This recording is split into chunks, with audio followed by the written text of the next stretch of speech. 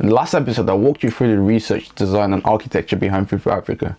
But planning only matters if you can execute. In this episode, I'm going to show how I turn those designs into working systems, from authentication to product management and checkout, and how the MVP is starting to feel like a real product.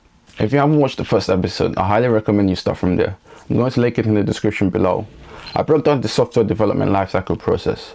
I followed research, design in Figma, and architecture planning using flow diagrams. Now we're in the implementation phase. This is where ideas meet reality. I need to know everything, who and the what and the where, I need everything. Trust me, I hear what you're saying, but act like it's new what you're telling me. I'm curious, George, I hop in the Porsche, 5 and a horse, I'm ready for war, I'm coming for throats, to turn to a ghost, I need to know everything.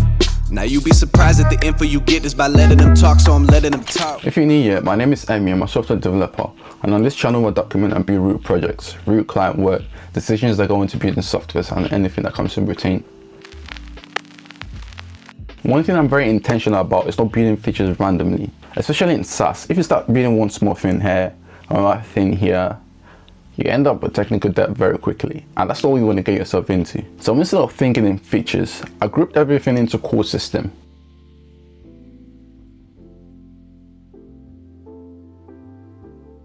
For this MVP, the core systems are authentication, product and store management, cart and checkout, role and admin control. Once those systems are stable, the rest becomes easier to layer on.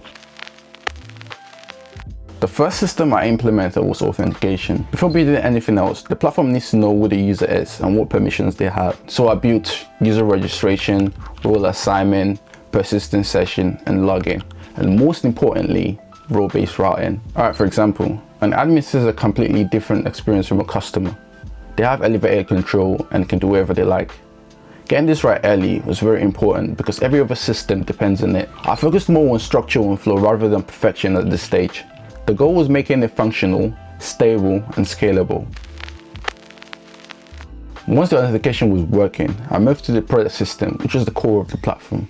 Customers need to be able to browse, view product details, and interact seamlessly on the platform. So I implemented a clean flow where admin manages the vendor's listing, and the customers interact seamlessly with the structured storefront. At this stage, I wasn't trying to build every advanced features. I focused on the core interaction loop. The admin uploads, the product displays, the customer views. Once that loop worked, I had something real. The cart system was one of the more interesting but tricky part.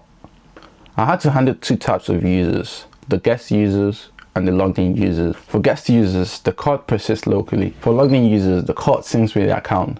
That transition from guest to login is something quite a few people overlook. If done poorly, users lose their cart and may leave. And we don't want people leaving the platform, do we? So I made sure the logic was handled properly.